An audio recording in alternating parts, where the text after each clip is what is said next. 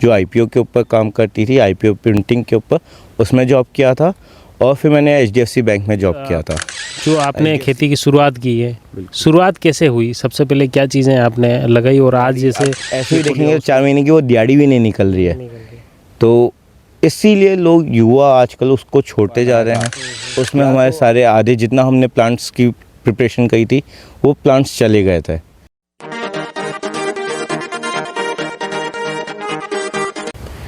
राजसमंद ज़िले में खेती को लेकर अलग अलग ख़ास तौर से एक्सपेरिमेंट हम आप तक पहुंचाते रहे हैं, चाहे कुंभलगढ़ की क्षेत्र हो, राजसमंद का रेलमगरा हो, नाथद्वारा हो, या अलग अलग क्षेत्रों के नवाचार हम आप तक लगातार पहुंचाने के प्रयास करते रहे हैं। और आज मैं राजसमंद ज़िले में रेलमगरा क्षेत्र, जो राजस्थान का श्री गंगानगर कहा जाता है, और उस क्षेत्र का एक कुरज गाँव है, जहाँ पर कुछ ऐसा ही खेती का नवाचार किया जा रहा है। और नवाचार कर रहे हैं राजसमंद शहर के आकाश जी हिंगड़, जो कि एक बड़े जॉब को छोड़कर आए हैं और अब इस खेती को ही बिजनेस के रूप में लिया है।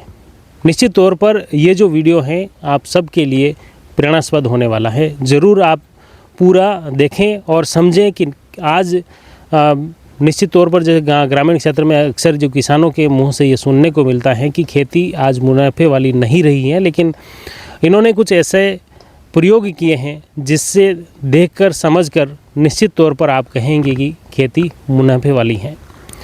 आकाश जी, बहुत बहुत स्वागत है आपका जयवर्धन न्यूज़ में। धन्यवाद है आपका, थैंक यू। सबसे पहले तो आपका थोड़ा सा मैं जानना चाहूँगा कि आप इस लाइन में कैसे आए, क्या आपका जहन फैमिली थोड़ा सा बैकग्राउंड? बेसिकली मेरे दादाजी मार्बल के जनक हैं। उन्होंने मार्बल चालू किया था राजसमंद शहर के अंदर अभी, बट हमारे बड़े पापा सब मार्बल ही काम करते थे, बट मेरे को उसमें नहीं जाना था। मेरे को थोड़ा दादाजी के नाम भी बताओ और पूरा कब मार्बल का, वो भी हम जानना चाहेंगे। बिल्कुल, दादाजी का नाम है हिम्मतलाल जी हिंगड़। उन्होंने ही यहाँ पे मार्बल का खोज की थी। उन्होंने पत्थर यहाँ पे जो पहाड़ थे, उन्होंने पत्थर यूरोप भेज के उसकी सर्वे करवाया था, यहाँ पे कौन सा है, ये पत्थर कौन सा है। फिर उन्होंने मार्बल माइंस ली थी। कब की बात लगभग? ये आप मान सकते 74-75 की बात होगी। अच्छा। हाँ, तब मार्बल के जनक राजसमंद में वही थे और उनसे ही काफ़ी जनों ने प्रेरणा लेके यहाँ पे माइंस चालू करी थी। फिर उनसे भी लोगों ने काम सीखा था और आप अब जान सकते हैं राजसमंद मार्बल मंडी एक बहुत बड़ी वो है। अभी भैया मेरे यहीं पे हैं, उनका हिंदुस्तान मार्बल एक यहाँ पे बहुत बड़ा मार्बल एरिया के अंदर है। भैया वो मार्बल ही संभाल रहे हैं और मैं इस खेतीबाड़ी को ज़्यादा टच में था। मैंने पढ़ाई जो वेलिंगकर से करी थी, MBA। स्कूलिंग कहाँ हुई आपकी? स्कूलिंग में यहीं से हुई थी, JK टायर का LPS स्कूल है, वहीं से मैंने 12th पास करी थी कॉमर्स के अंदर। और फिर उसके बाद मैंने BMS करी थी बॉम्बे में भवंस कॉलेज के अंदर। और फिर मैंने उसी के जस्ट बाद 1 साल नौकरी करके मैंने MBA किया वेलिंगकर के अंदर, रूरल मैनेजमेंट के अंदर। अच्छा, ये रूरल मैनेजमेंट का कैसे जहन में आया? बीच में आपने फर्स्ट में कॉमर्स लिया, फिर उधर गए ये पूरा? हाँ बिल्कुल, कॉमर्स के बाद मैंने BMS भी जो किया था वो कॉमर्स की ही फील्ड है। फिर MBA के अंदर एक, यानी अब जैसे अपन गांव से जुड़े हुए हैं, गांव के अंदर अपन क्या कर सकते हैं, क्या चीज़ और कर सकते हैं, यहाँ पे जैसे मार्बल ग्रेनाइट है उसको कैसे अपन आगे बढ़ा सकते हैं, या तो वो सोच के रखा था, या फिर हमारा एक खेत भी है, इस खेत को हम क्या कर सकते हैं। रूरल मैनेजमेंट के अंदर खेतीबाड़ी से रिलेटेड काफ़ी कुछ पढ़ाया जाता है, तो वही सोच लेके वो कोर्स किया था कि अपन कुछ काम कर सके गांव की तरफ भी, और या अगर शहर में भी करना चाहते हो कैसे अपन उस फील्ड में जा सके जो अपने गांव को भी कनेक्ट कर सके। बिल्कुल। उसके बाद आपको जैसे ही ये आपने स्कूलिंग पढ़ाई की, कॉलेज किया, और उसके बाद MBA करने के बाद जॉब वगैरह भी की होगी? बिल्कुल, मैंने जॉब करी थी। मैंने एक वेस्टर्न प्रेस मेरिल के साथ एक कोलैबोरेशन वाली कंपनी है प्रिंटिंग के ऊपर, उसमें जॉब किया था। और फिर मैंने HDFC बैंक में जॉब किया था। HDFC के बाद मैं खेती में आया हूँ। अच्छा, फिर जो आपने खेती की शुरुआत की है, शुरुआत कैसे हुई? सबसे पहले क्या चीज़ें आपने लगाई, और आज जैसे हाउस में आपने जो लगा रखा है, खीरा वगैरह सब्जियां भी लगा रखी है, शुरुआत किससे की आपने? शुरुआत हमने बागवानी से की थी, बट हमारा बागवानी का जो चीज़ था वो हमारा बिपर जो तूफ़ान आया था, उसमें हमारे सारे आधे जितना हमने प्लांट्स की प्रिपरेशन करी थी वो प्लांट्स चले गए थे। तो हमने फिर उसके बाद इस खेत को हम कैसे सुधार सकते हैं, फिर हम पॉली हाउस में गए, एनएचबी में अप्लाई किया और हमने 2024 में अप्लाई किया था और 25 के अंदर ये लग गया था।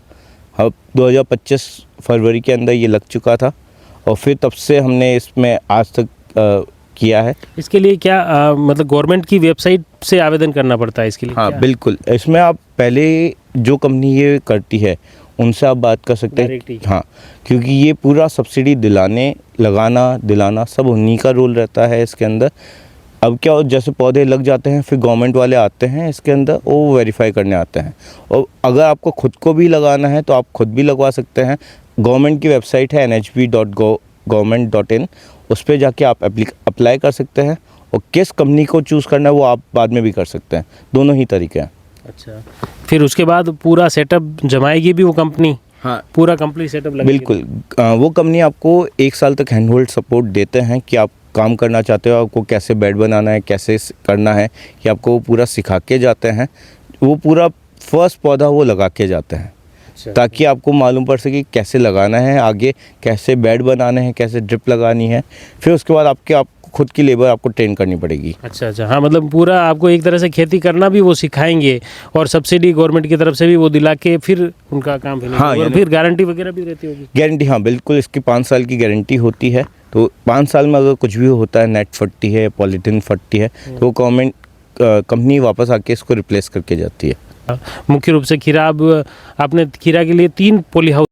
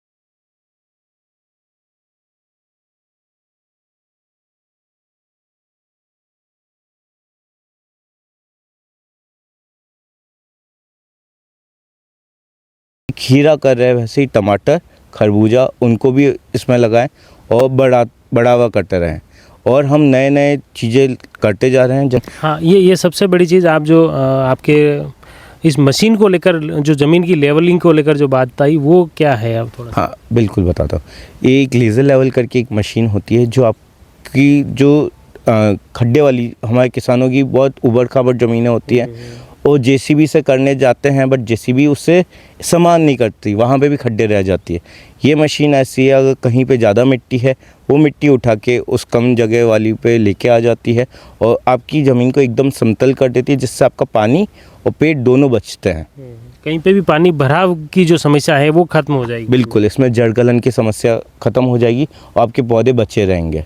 बिल्कुल। और अभी जैसे आपने ये एक्सपेरिमेंट है ये गेहूं की फसल में आपने कर रखे हैं, जैसा अभी इसमें दिख रहा है। हाँ बिल्कुल, अभी हमने गेहूँ भी बेड पे लगाए हैं। ये एक तकनीक है, पंजाब साइड में काफ़ी लोग करते हैं, बट अपने यहाँ पे किसी ने भी ये नहीं ट्राई किया है। अभी हमने गेहूँ बेड पे लगाया। हमने दोनों देखा, ट्रेडिशनल वे तरीके से भी कर रहे हैं और बेड वाले भी कर रहे हैं। अभी हमें मालूम पड़ जाएगा कौन सा तरीका ज़्यादा अच्छा है। अभी तक अगर आप फ़ोटो आप देखेंगे बाहर, तो वो बेड वाला गेहूँ ज़्यादा अच्छा चल रहा है और उसमें पानी दिखने में भी दिख रहा है। बिल्कुल, हाँ, उसमें ज़्यादा कल्ले भी ज़्यादा बन रहे हैं, तो वो बेड ज़्यादा अच्छा लग रहा है। मेहनत। अभी ये जो टोटल आपके पॉली हाउस के अलावा आपने कितनी ज़मीन पे ऊपर ये पूरा एग्रीकल्चर का काम आपके चल रहा है? ये मेरी पूरा 25 एकड़ के आसपास ज़मीन है। इसमें 3 एकड़ तो अपने पॉली हाउस पे लगे हुए हैं और अपने बाकी का जो ज़मीन है अभी 22 में से अपन ने मान लीजिए मोटा मोटी 18 एकड़ को अपन यूज़ ले रहे हैं, जिसमें गेहूँ, मूंग, मक्का ये सब चीज़ें अलग एक एरिया में होती है और सब्जी के लिए अभी 7 एकड़ सब्जी के लिए एक अलग एरिया है। अच्छा। कुल मिला के आपका क्या मानना है, खेती मुनाफे वाली बात है? बिल्कुल मुनाफे वाली बात है, बट आपको ये समझना पड़ेगा आपको किस में मुनाफा हो रहा है। आप कब मंडी में पहुंचेंगे, क्योंकि या तो उत्पादन आप डायरेक्ट कस्टमर को बेचें। पारंपरिक जो खेती कर रहे हैं ना किसान, वो खेती छोड़ते जा रहे हैं, लोग जॉब के लिए बाहर जा रहे हैं, भटक रहे हैं। ऐसी स्थिति में क्या करना चाहिए आपके? अब मैं आपको ये बोलूँगा, गेहूँ और मक्का वो करेंगे तो उसमें इतनी कमाई नहीं है। आपका जितना भी है तो वो जिनको कमाई चाहिएगा वो बाहर ही जाएंगे, क्योंकि आपको जो गेहूँ उनमें रेट मिलती है वो उतनी तो लागत आजकल लगने लग गई है, क्योंकि सब खेत यूरिया डीएपी से करने लगे और यूरिया डीएपी बढ़ने लग गए। उनकी प्राइसेस इतनी ज़्यादा गई है कि वो मुनाफे वाली चीज़ नहीं बच गई। 4 महीने में अगर आप 1 बीघे से बस 60,000 कमाएंगे तो आप जोड़ लीजिए 4 जने उसमें लगेंगे भी, उनकी मेहनत लगेगी, दिहाड़ी आप ऐसे भी देखेंगे तो 4 महीने की वो दिहाड़ी भी नहीं निकल रही है। तो इसीलिए लोग युवा आजकल उसको छोड़ते जा रहे हैं।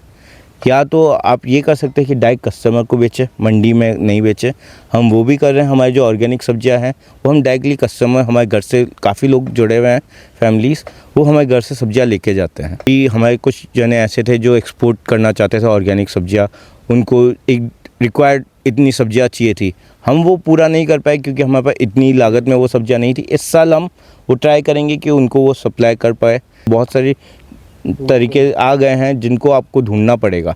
आप अगर उनके पास अपना माल लेके जाएंगे, हो सकता है आपको थोड़े 2 रुपये ज़्यादा ही मिलेंगे मंडी से। बहुत बहुत धन्यवाद आकाश जी। हमने देखा किस तरह से यहाँ पर खेती का जो नवाचार किया है इन्होंने। निश्चित तौर पर जो बात अक्सर किसानों के मुंह से सुनने को आती है कि खेती मुनाफा वाली नहीं है, लेकिन यहाँ की जो खेती और यहाँ के जो आकाश जी के जो विचार हमने जाने, निश्चित तौर पर अगर एक तरीके को समझ लिया जाए, मार्केट को समझ लिया जाए, मौसम को समझ लिया जाए, तो निश्चित तौर पर ये खेती मुनाफा वाली आपके लिए भी हो सकती हैं। जुड़ी रहिए जबरदस्त न्यूज़ के साथ। धन्यवाद।